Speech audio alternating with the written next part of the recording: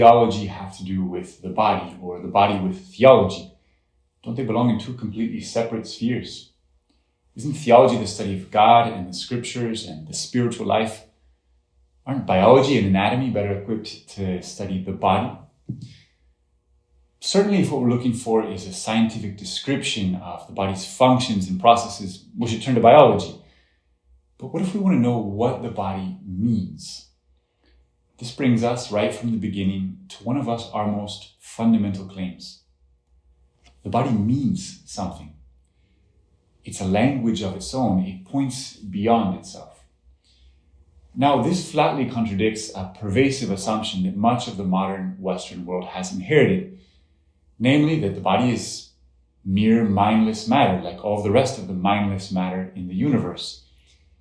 We can trace this idea back to the French philosopher Descartes, who proposed a sharp division between body and mind, or body and soul.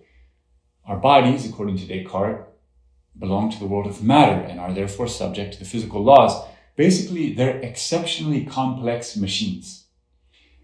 They have a special relationship with the mind and will, the spiritual part of the person, but they can be treated like any other heap of matter in the vast universe. It's not hard to see how the question began to arise then of why we should suppose the body to mean anything at all, or why moral laws should govern the use of it. The spiritual life and the moral life pertain to the soul, don't they? The body should be left to scientists and cooks and entertainers. Although Descartes gave this idea a modern intellectual foundation, this separation of matter and spirit, body and soul, is quite ancient. In the first centuries of Christianity, there was a religion called Manichaeism, which believed that matter was evil, the creation of an evil God, whereas spirit was good. Salvation for the Manichaeans amounted to liberating the divine spark in each one of us from the prison of the body. Now, the spirituality of the Manichaeans played out in two apparently opposite ways, but motivated from the same vision of reality. Some Manichaeans proposed a religious ascetical life, only eating certain fruits and vegetables, trying to diminish the body. Others reasoned, if the body is evil, it doesn't matter what I do with it. And they gave themselves to all sorts of sexual immorality. What's important is that both of these approaches, the radical asceticism and the licentiousness, are rooted in the same disdain for the body. But the Catholic Church has always upheld a deep reverence for the body. Now, do we experience temptation, tension, and an inclination to sin in the body? Of course. But that's not because matter is evil, or because the body itself is evil. In the beginning, God himself made the body, and he called it good. That's where we need to go now, to the beginning. In his disputes with the Pharisees about marriage, Jesus told them, we need to go back to the beginning, to Genesis, because there we can see God's original design for the human body. What we'll find in God's original design is that the body is good, personal, relational, and a gift.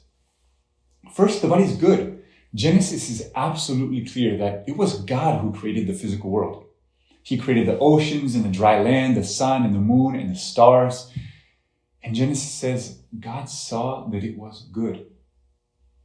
And it is good, isn't it? I mean, step outside, look at the stars, watch a tree break into blossom or a stream roll down a mountain.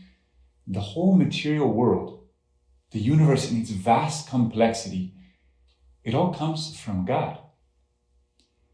And our bodies too, material as they are. In fact, Genesis says God created mankind in his image. In the image of God, he created them. Male and female, he created them.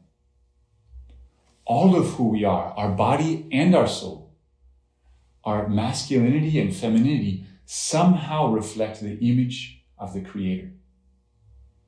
Then listen to this. Genesis says that sex is good. God blessed them and said to them, be fertile and multiply, fill the earth.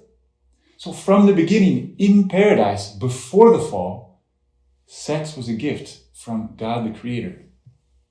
It's important to stop and dwell on this for a moment because I think many of us think that God views sex as a necessary evil, as the only way to propagate the species. But God designed sex. He could have made humans reproduce through cellular multiplication like bacteria or fungi, but he decided that a new living person would enter the world through an act of mutual self-giving and delight. So this is our first lesson from Genesis. Matter is good. The body is good. Sex is good. After creating man and woman, Genesis says, God looked at everything he had made and found it very good. The second quality of the human body that we find in the beginning is that the human body is personal. It's not that who you really are is your soul and the body is just an appendage. No, the body and soul together form one person. And this is important because after the fall, after sin, we can experience a kind of alienation from our bodies. We can treat them like they're something foreign to us, like a burden or a stranger or an enemy. But our bodies are constitutive of who we are. If you lay your hand on my shoulder, you don't just touch my body, you touch me. It's through our bodies that we come into contact with the world, that we know, work, love, and exercise our freedom. Our bodies are thoroughly personal. They're a part of who we are. And now we're already bordering on the third characteristic. Our bodies are relational. Our bodies put us in touch with the world, of which we form a part, but which is different than us. Our five senses allow us to see and taste and feel. We have feet that allow us to travel through the world, hands that allow us to pick things up, to explore, to gather, to build, to create. We also experience in our bodies certain needs and impulses which impel us to seek things in the world. Thirst drives us to seek water. Hunger drives us to seek food. Our bodies tell us that we are not self-enclosed, self-sufficient systems. We are relational. Our body is designed not only to relate to the material world, but to other people.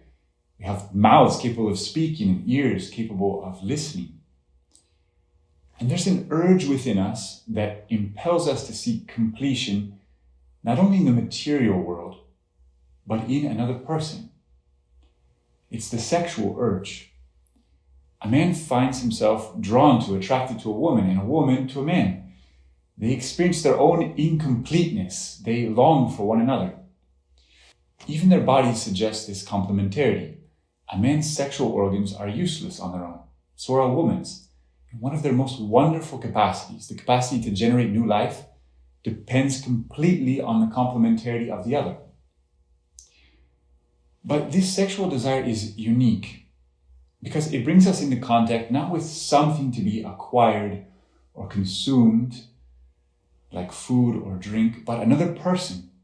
Remember, the human body is inescapably personal. It's never just a body, just an object in the material world. So even the sexual desire and the configuration of the masculine and feminine bodies point to a higher form of relationality that takes us beyond the body. Humans were created for companionship. Look how Genesis describes this. After creating Adam, God said, "It's not good for man to be alone." Although Adam's in paradise and although he's living in the most intimate communion with God himself, still God realizes that he's somehow incomplete.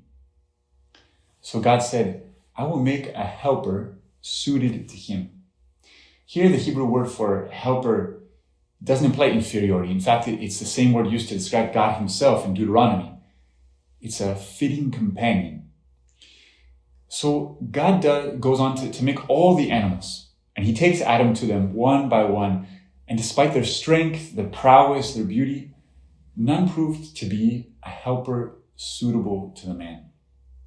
So Genesis says, "So the Lord God cast a deep sleep on the man. And while he was asleep, he took out one of his ribs and closed up its place with flesh. The Lord God then built the rib that he had taken from the man into a woman God created a companion for Adam. She was like him, of the same nature, but unlike, complementary, because she was a woman. She was made from his rib, not from his head, symbolizing superiority, or from his feet, symbolizing inferiority, but from his rib, symbolizing equality. She was a companion, rational and free, like and unlike, made in the image and likeness of God. In fact, their very complementarity is part of the way in which they're made in the image and likeness of God. Genesis 1 says, God made mankind in his image. In the image of God, he created them. Male and female, he created them.